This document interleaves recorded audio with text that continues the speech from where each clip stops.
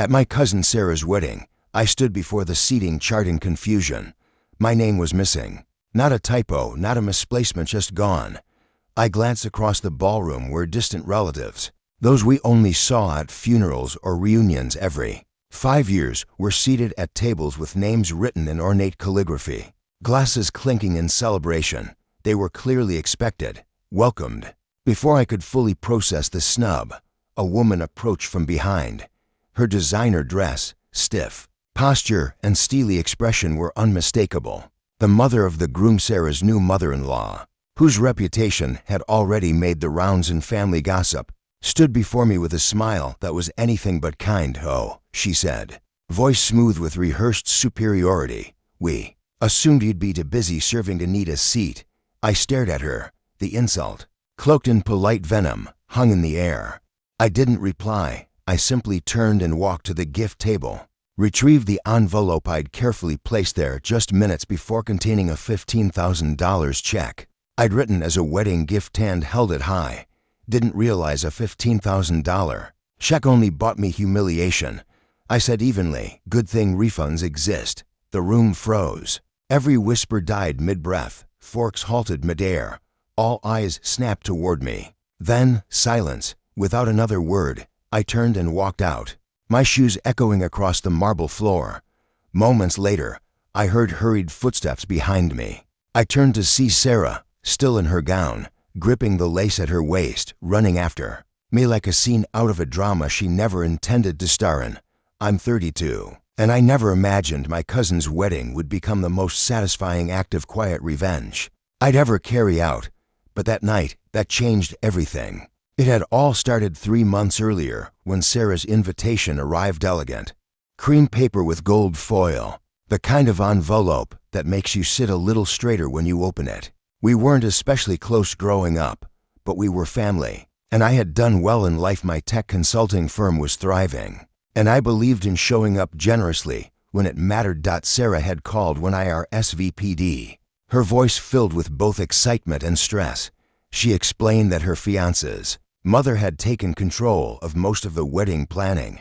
"She's really trying to make the right impression," Sarah had said, cautiously. "She has standards." I'd brushed it off. Everyone gets a little frazzled planning a wedding, I figured, and over the next few weeks, I thought about the gift. Sarah had mentioned wanting to launch a business after the honeymoon, but funding was tight. I wanted to help, but not in a way that would create pressure or obligation. I settled on a $15,000 check, thoughtful, supportive, not extravagant. The night before the wedding, I wrote the check and sealed it in a gold-lined envelope.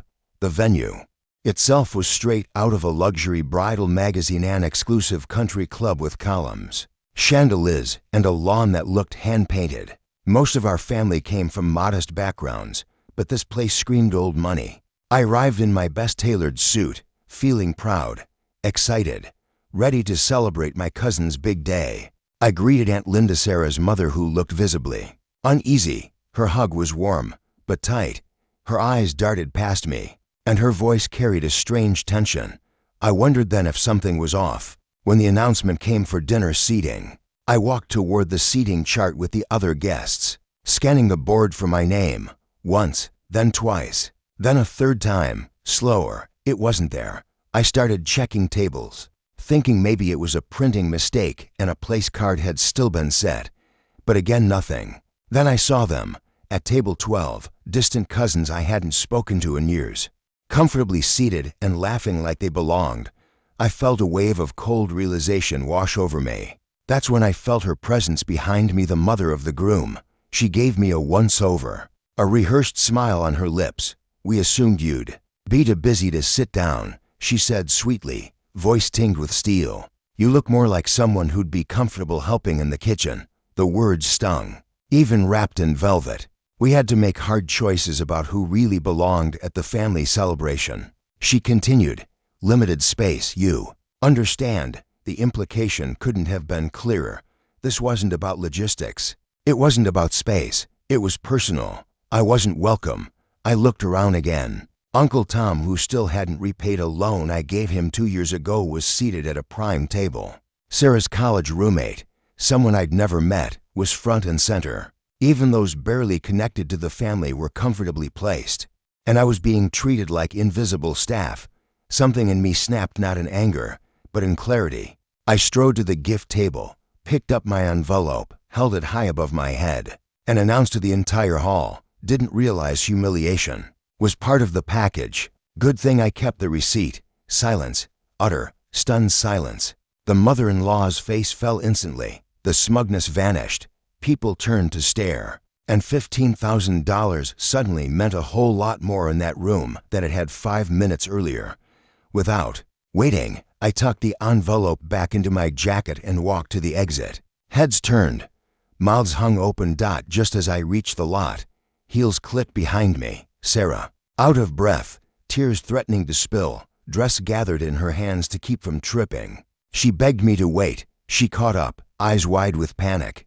Voice shaky, she launched into an explanation how things spiraled out of her control, how her fiancé's family took over every detail, how she'd fought to include me, but had been overruled at every turn. I didn't mean for this to happen, she said. I didn't fight hard enough. I know that. She said my gift meant more than money, that my presence had mattered, but she also admitted she hadn't stood up when she should have. I listened. Then I told her the truth. It wasn't about the check. It wasn't even about a missing chair. It was about dignity, respect, being treated like a human being, not a convenient wallet. I told her I couldn't support a union that began by excluding those who cared the most. She begged me to come back, offered to find a seat, any seat, but we both knew it was too late. A pity placement at the back of the room wouldn't change what had already been made painfully clear. I wished her well, genuinely. Told her I hoped her new family treated her better than they had treated me. Then I got in my car and left her standing alone in the lot. In her wedding dress, blinking through tears, the fallout was immediate. By the time I reached home, I had 17 missed calls. Texts poured in. Relatives were stunned. People from her husband's side were angry, calling me dramatic for ruining the night over a chair. Then came the unexpected. Uncle Tom called. He had confronted the mother-in-law himself after hearing what she said. He reminded her, loudly, that I was one of the most successful people in the family and one of the kindest. Aunt Linda called in tears, apologizing. She admitted she knew I'd been left off the chart, but was too intimidated to challenge her new in-laws. Even a cousin from Table 12 messaged me, mortified to learn what had happened. He said if he had known, he would have given up his seat in an instant. 3 days after the wedding, Sarah called again. Her voice sounded small, exhausted. She said my exit had dominated the entire evening. Guests whispered all night. Some even left early. Her husband, he hadn't known about the seating decision. When he found out, he exploded, confronted his mother. It turned into an all-night family fight on their wedding night. Sarah told me my actions had opened her eyes to how much she'd compromised in trying to please her in-laws. She asked if we could repair things. I thanked her for the apology, but said some damage can't be undone. Sometimes it's not about money. It's about how you're made to feel. 2 weeks later, a formal letter arrived, a handwritten apology from the mother-in-law asking to meet privately. Out of curiosity, I agreed. The meeting was tense. She tried to explain, saying she'd been focused on appearances, social standards. She admitted she hadn't realized who I was. My success, my bond with Sarah. I looked her in the eye and told her none of that mattered. You don't treat people like staff at a celebration meant to unite families. You don't assign value based on assumptions. She offered to reimburse my expenses, suggested a make-up dinner. I declined both. Some bridges aren't meant to be rebuilt. A month later, I saw Sarah at another family gathering. She pulled me aside and said something that surprised me. That moment, my choice to speak up had helped her marriage. Her husband had drawn firmer boundaries. Their communication had improved, and several family members had reached out to say how much they respected the way I'd handled everything. It had sparked conversations we should have been having long before. Looking back, I'm grateful I didn't stay silent. The $15,000 remained in my bank, but the real value was the message that came with it. Respect is not optional. Dignity isn't up for debate. And sometimes, The best gift isn't money, it's knowing when to walk away with your head high.